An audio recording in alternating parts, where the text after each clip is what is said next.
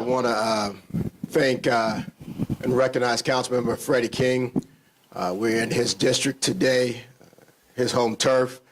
And I want to thank Jamar McNeely, CEO of Inspire NOLA, for opening up its doors for the chief and I to sit and talk with you today. Just a few days ago, Edna Carr lost its very own Kieron Ross, who was sadly murdered. Our hearts and prayers are with his family, his friends, as well as the staff and teachers and faculty who taught Kieron. It's this type of senseless violence and death of this young student athlete with so much promise and potential. That is why the chief and I are here today. This is why the chief and I do the jobs that we do.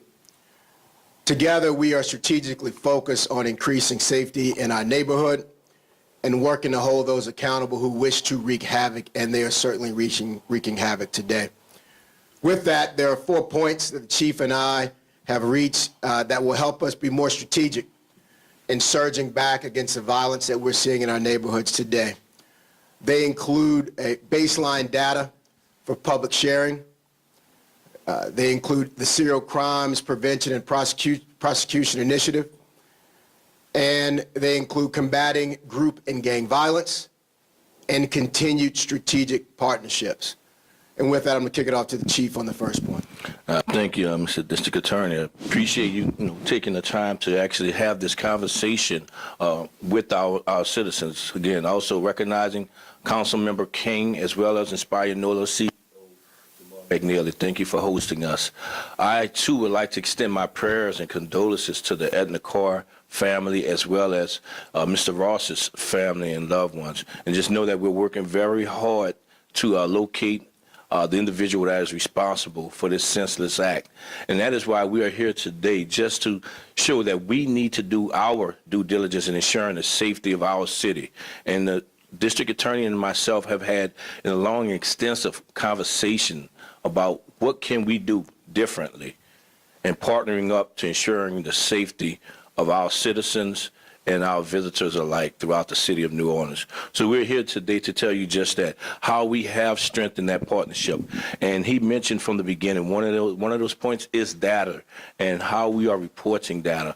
I think what is important, and the district attorney and I have spoken about the FBI standard and understanding and being transparent as to how we present our data to our citizens, more specifically with regards to clearance rates. Clearance rates is the inclusion of clearance by arrest as well as clearance by exception, and that is an FBI standard. But we also report, and I think it is equally important that we report solve rate as well. And I have committed to the district attorney as well as to our citizens, we will definitely use that baseline standard of the FBI standards, which is to report the clearance rate again, but we will equally be reporting the solve rate, because I want everyone to know and understand the solve rate also includes clear by warrant. And in clearance by warrant, it is not to fluff any numbers. It is about letting the victims know, letting the family members of the victims know that we are consistently and constantly working on these cases and obtain warrants. While we still have to locate these individuals, we have obtained warrants for certain individuals in certain crimes. So it is important that we definitely report both, but the baseline agreement is what we agreed upon, which is that clearance rate. So thank you for that agreement. Thank you, Chief. That's a big deal. Clarity.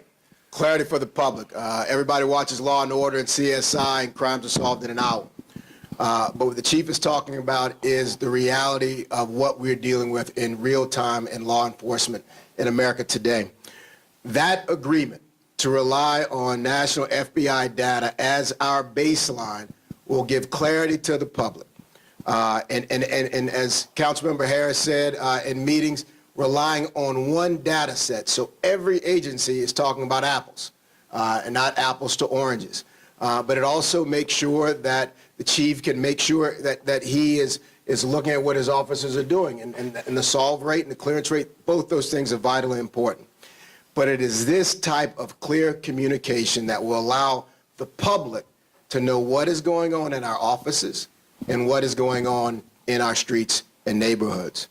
Additionally, this will help both of our offices and other agencies to improve investigations against violent offenders, and ultimately aid us in securing convictions, but on the front end, aid us in presenting more information in court to ask for higher bonds to keep violent offenders in the street and to keep those bonds even higher. The NOPD has gone a step further as well, not just in terms of this baseline, but the chief and the NOPD have agreed to follow the National Data Reporting Standards as stipulated by the National Incident Reporting System, known as NIBRS. Is that correct, Yep. Chief? Yes. In addition to the state standards, as well as the Louisiana Incident-Based Reporting System, which is LIBRS, which is currently followed. This is a major step.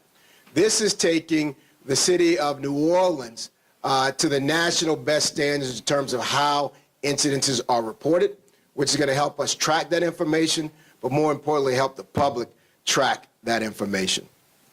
Clarity. Point two that we want to talk to you about today, the chief and I have agreed to work together and fully execute the Serial Crimes Prevention and Prosecution Initiative. The purpose of this Serial Crime Prevention and Prosecutorial Initiative is very clear. It is to surge back at the violent carjackings and crimes that we're seeing on the street. This is a unique situation, which is called for a unique plan, and this will have a unit and personnel from NOPD and from the DA's office dedicated to solely dealing with these cases, using those resources specifically to go after these offenders. Together, we have also been meeting frequently with the United States Attorney's Office as well as other local, state, and national partners to assist in that effort of targeting these individuals. You look at what we announced last week, the grand jury indictment, that's proof positive that units like this work. Chief? Yes, yes. So we have already begun to add additional resources into what we have is VCATE, that Violent Crime Abatement Investigation Team, which is comprised of NOPD officers, FBI agents, Louisiana State Police investigators, and attorneys from the District Attorney's Office.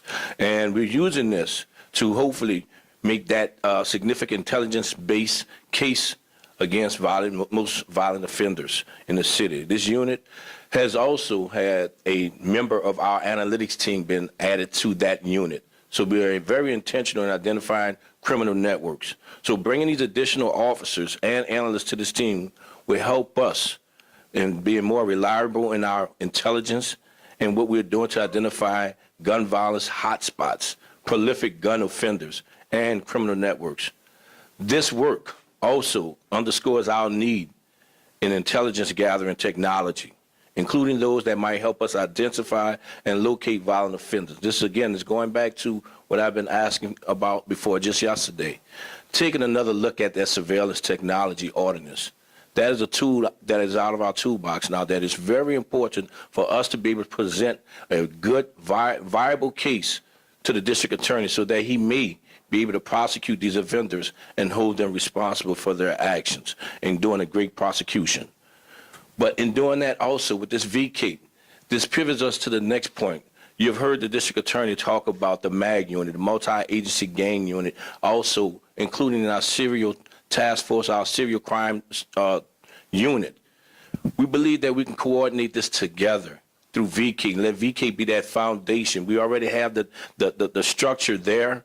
And while the multi-agency unit is no longer in existence in its older form, we intend to incorporate many of the tenets and practices into our work with the district attorney's office and our federal partners. We will have VCATE as that investigative team of ARM and the situational response team and our district community action team as that proactive arm to help us identify, locate, and arrest these violent offenders.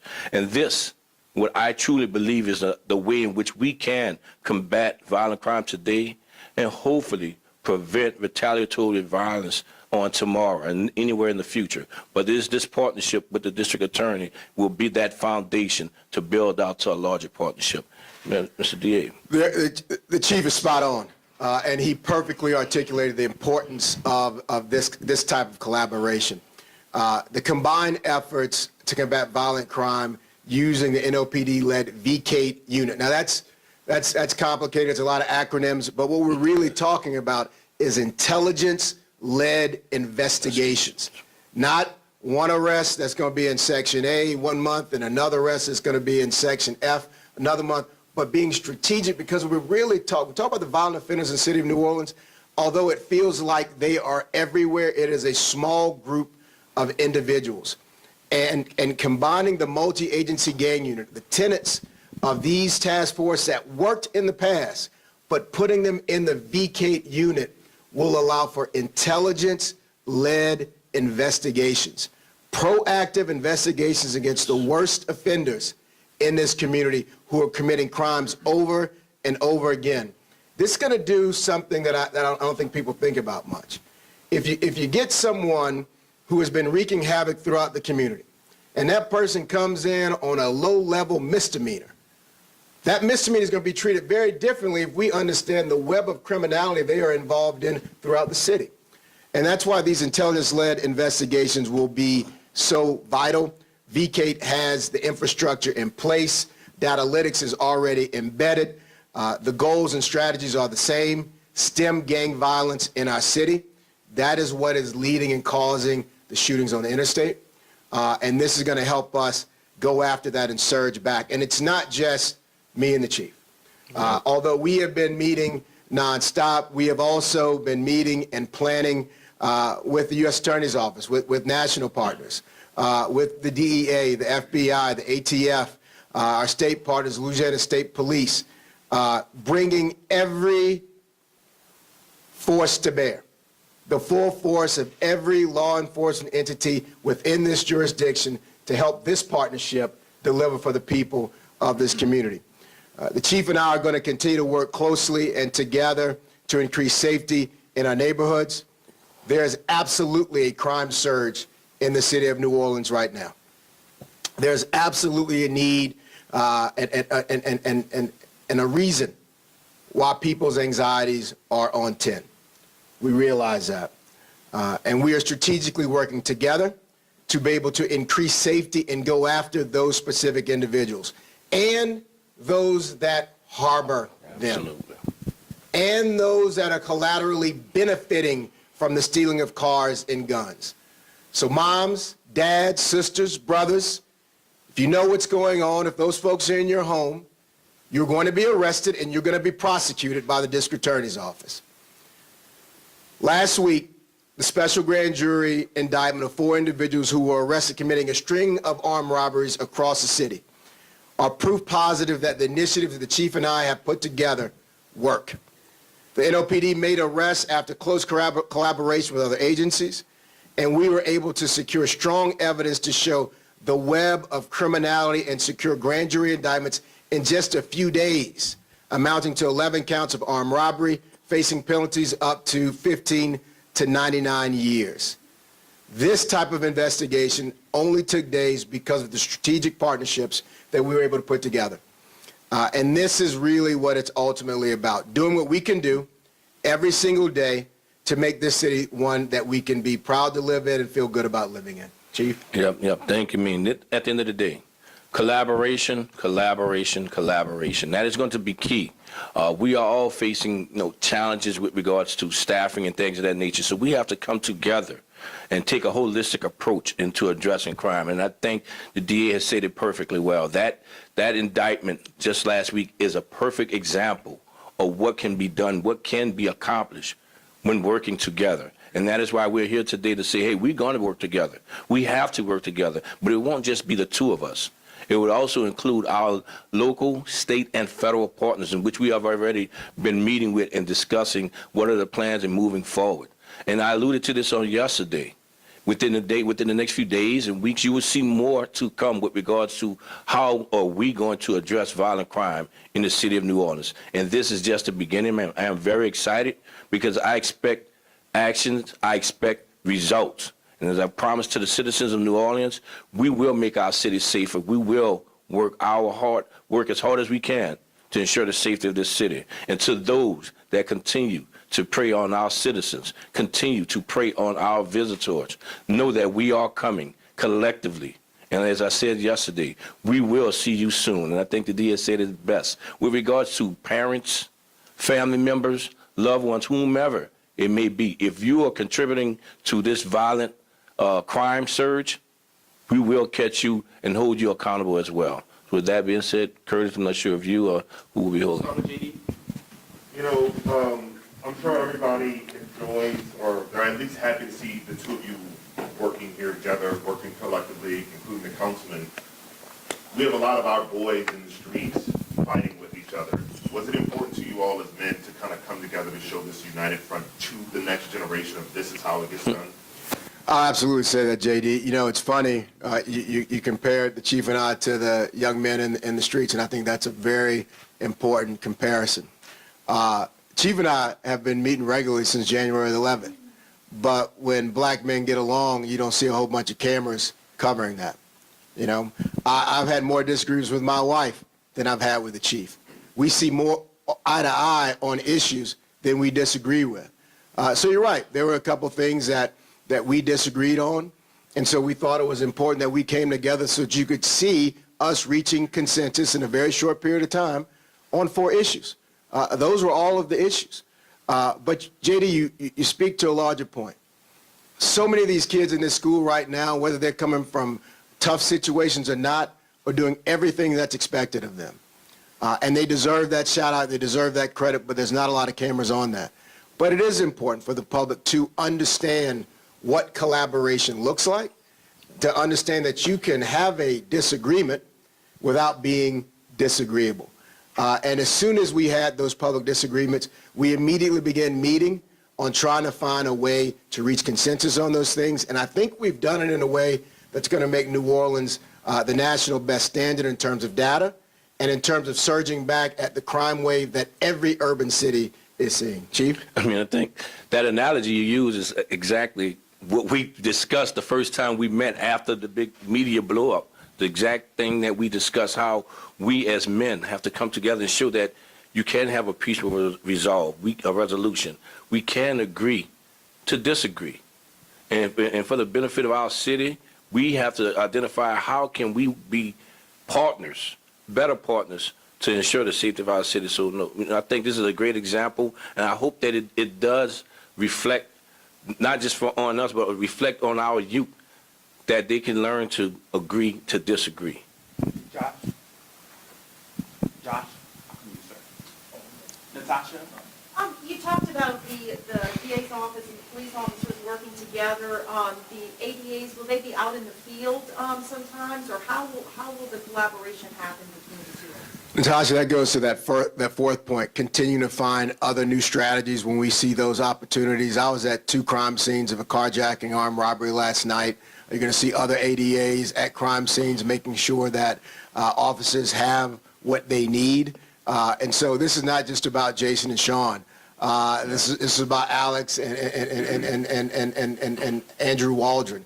This is about Paige Klein and Barrett Morris. You know, the collaboration goes from top to bottom, and it's been happening. That never stopped. We never stopped talking.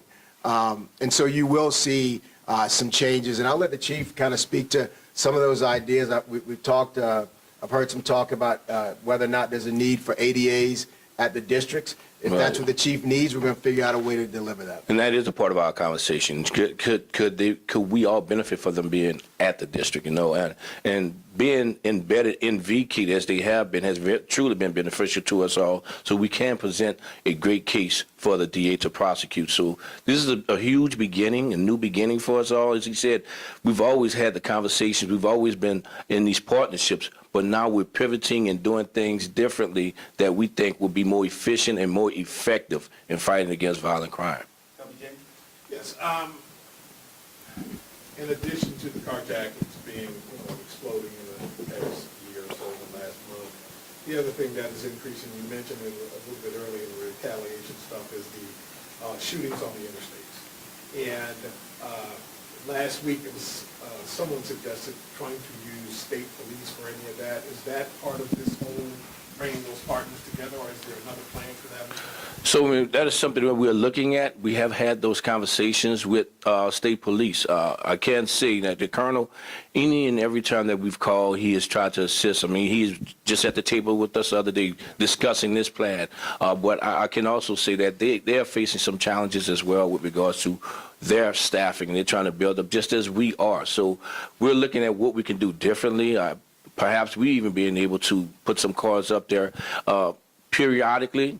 But again, that goes back to how we're looking at the 12-hour shifts and what we can do differently to then allow our officers to focus on those hot spots that we've identified. So that is still more to come, more for us to decide on how that can be, how we can actually approach that. But that is a conversation, active conversation that we are having with Colonel Davis. LBJ, you know that I wrote a letter to the governor asking for those resources to come down there to help augment. Those are state highways. Where those shootings occur. There's no cameras there. There's no lights in some spots. So it's difficult to get evidence in those situations. And as the colonel said, when we were at that round table with all our other partners the other day, they're getting calls from around the state because they're experiencing a surge as well, right? So woman power, manpower is a very, very real issue. If it comes down to how to pay for it, perhaps we use some federal dollars to help augment that. We're going into Mardi Gras. We're going to need all the help we can get, and the chief and I are both going to be asking for it. Yep. We want it. You know, in years past, people have been hesitant to talk about a gang issue or a gang problem in the city of New Orleans just because of the picture that it paints. Is there a gang issue? You know, that's part of your focus? I would say, I have said in the past, and I've never shied away from that, I think we have a gang issue, but not to the level that you've seen in other cities, because it is not as organized. This is loose-knit neighborhoods, loose-knit groups that are giving themselves a name, so thereby, by definition, you could perhaps call them a gang. But when you look at what is in Illinois and what is going on in California with those gangs, it is not on that level. But we do have loose-knit pockets, and that is what we're trying to break up, and we have been successful in doing this before, and we're going to do it again for those various groups. But again, it goes back to a neighborhood, and neighborhoods who have moved to individuals that have moved to another neighborhood but claim the name of their old neighborhood and given themselves a name. So if you want to call that a gang, we could call that a gang. Technically, by definition, it is a gang, but it is definitely not as organized as you've seen across the country. I absolutely agree with the chief. You know, it's not like L.A. in the 90s. It's not like Chicago now. Right. No, but it scares the hell out of the people in New Orleans. Let me be clear with you. It's a gang, but it's silly. It's loosely organized. It's based upon where people grew up. The leadership hierarchy is insane, which really speaks to the sloppiness of some of the things that you see, shooting randomly, hitting the wrong people. But it is why folding that multi-agency gang unit with the DEA, the FBI, the ATF, folding that into VCATE is critically important, because when people are affiliated like this, we can develop intelligence and take them all off the street at one time, giving relief to neighborhoods like the NOPD has done in years past. Yeah. Well, can you speak to how this cooperation will get at the people behind these teams? So, In every case, is it, somebody else behind them? But in a number of these cases, and you've spoken to that before, but how will this cooperation help get at those people? So, Will, what I want to say is there's certain things that the chief and I can discuss publicly, where there's certain investigative strategies and prosecutorial strategies that we need to keep close to the vest as not to tip off these folks. We're coming. The full force of every law enforcement agency is being laid to bear at this surge. And that means if you are harboring a person, if you're on the run with a person, if you know there's a stolen car in your driveway and you don't report it, anyone involved in this web of criminality is going to be arrested and prosecuted. I can tell you it is going to be intelligence-led, with the NOPD leading these investigations, with drug enforcement, ATF, FBI, all these other agencies doing everything they can in terms of matching casings, in terms of going after how these firearms are moving between people. It may include some other jurisdictions.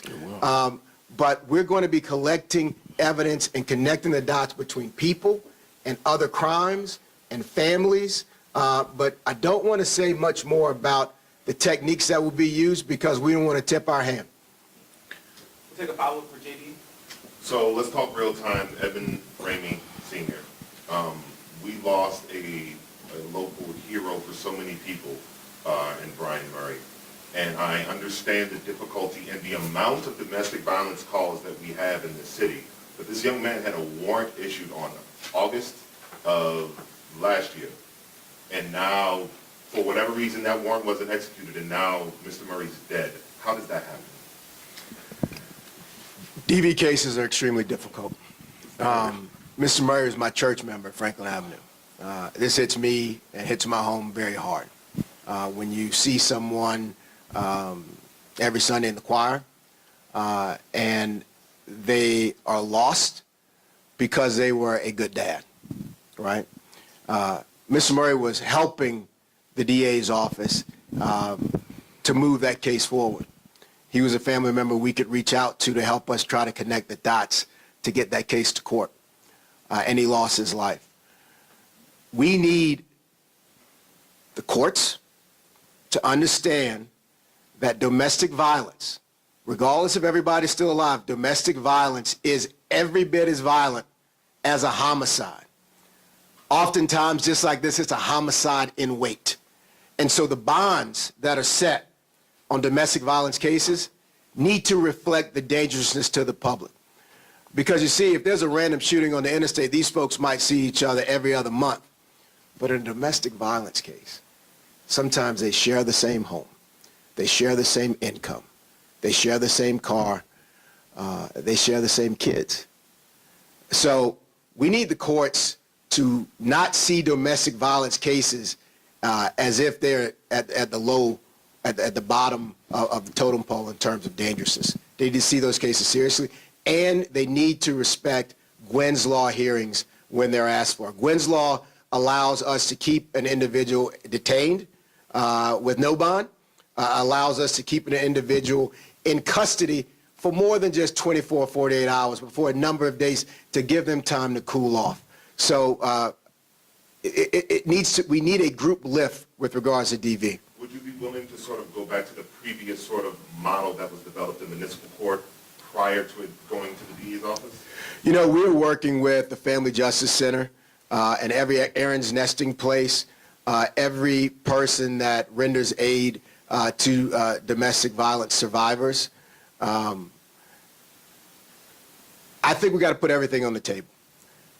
We're working on a grant for an intervention for DV cases. Oftentimes, domestic violence survivors come to our office and they want to sign a document saying they don't want to go forward with the case, right? That happens a lot all across the country.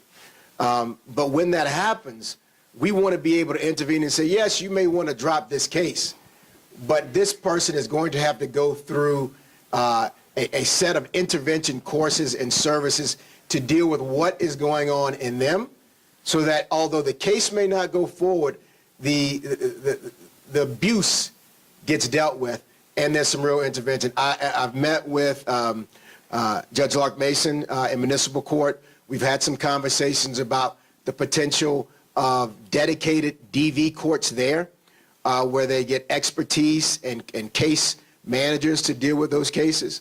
DV cases hit me hard. I lost an aunt and two uncles in Bogalusa, Louisiana, because a woman in her 60s finally left a man who had abused her whole life. And she went to her sister's home. And when he came to demand Aunt Johnny to go back home, and her two brothers, Moses and Ray Watterson, stood up to defend her and say she's not coming back home, he pulled out a gun and he killed them both. And he shot my Aunt Margie in the head. So this hits close to home. I know how easily a beating can turn into a death. Ramon? Not trying to be difficult asking this, but I think if you were here in 2013, 2012, 2013, you've kind of seen this movie before. Multi-agency gang unit, every law enforcement agency in this area is going to come after you. there was, obviously that set the stage for, I think, the 2019 year where the lowest number of homicides in 47 years. At the same time, it was met with huge political opposition against the idea of tearing families apart, locking up people, kind of using this approach as the state is trying to take off its crown as the world leader in incarceration. Are you confident that it's going to be different this time if we fast forward 5 years and you drive those numbers down by sheer arrests and sheer prosecution? Are you confident that that we're just not going to repeat this cycle in 5 years? The magnitude that this new iteration is going to be dissolved, and and that we're just not going to enter the same cycle that we've been in for the past 5 years. Chief. So absolutely. So absolutely, I do believe, Ramon, that this will work, and that is something. When we started these conversations and speaking to what we're looking for throughout this initiative, we're talking about a long-term plan as well, not just a short-term, but a long-term plan to ensure that we are doing our due diligence in ensuring the safety of our city. So, and when you speak to arrest, it's just not like just arresting for lower level offenses. This is about serious, violent offenses in which individuals should be held accountable for a long term. So absolutely, this partnership, I think we're laying a foundation here today with the two of us, and we bring in our other partners involved in this. We have all agreed that we are going to look at something. We're going to do something short term, but we're building out for a long-term solution. And this is something that you're going to be seeing over the next few years in my expectations. And no, I wanted to get on this. Ramon, let me just push back on the premise of your question right there. Criminal justice reform, being a progressive DA, being smart on crime, was never about not being tough with violent offenders. Criminal justice reform was making sure that a person who got caught with a joint for the third time didn't spend 10 years in jail. Criminal justice reform was about making sure that people in the throes of addiction don't get the full weight of the criminal legal system on their backs and their families, and we pay for them to be housed for the next 50 years in jail. It is about taking the resources and manpower and woman power from trying to convict someone for 3 joints or a dime bag of cocaine, taking those resources and focusing them on gang violence, on people who are shooting. So being progressive means being more progressive about taking the worst guys off the street, and it always was. I'm not about to let there be some narrative that criminal justice reform, whether it's the governor's Reinvestment Act, where it was reckoning with the sins of the past and non-U.S. jury cases, had anything to do with carjacking, shootings, and rapes. Those people need to be in jail, and anybody who helps them needs to be in jail. And what we're talking about today is coming up with comprehensive strategies to get them all off the street as fast as possible. And that pendulum, I pray, Ramon, never swings back. We have to live in a safe city. Progressives want to get gas in a gas station too without getting carjacked. We are all on the same team as it relates to violent offenders, and they need to know that. We'll take one last question from LBJ. Oh, yes. DA, last week you spoke about needing additional funding in order to do some of the things you wanted to do. Are you still seeking that funding, and will the NOPD require any additional funding in order to execute this search? We absolutely are, and I encourage the council and the mayor to fund the police chief as well. Because of the consent decree, we need force multipliers. We need to be using the real-time camera center for crime prevention and building evidence and building better cases. You've got a crime surge. We all agree on that, right? I'm sure you all watch the news. Y'all in the news. Y'all make it.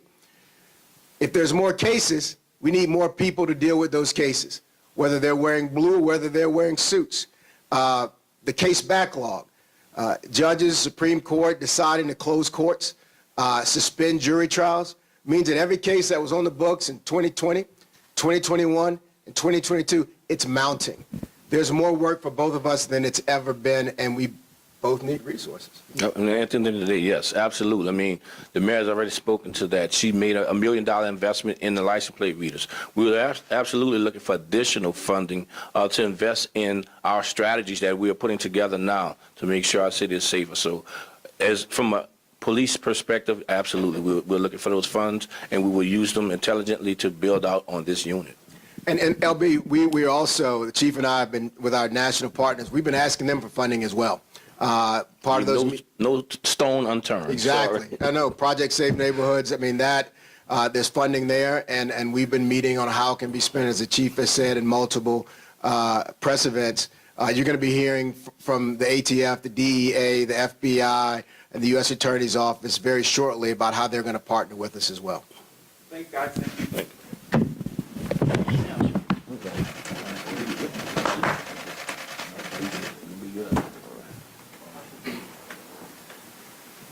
Over there.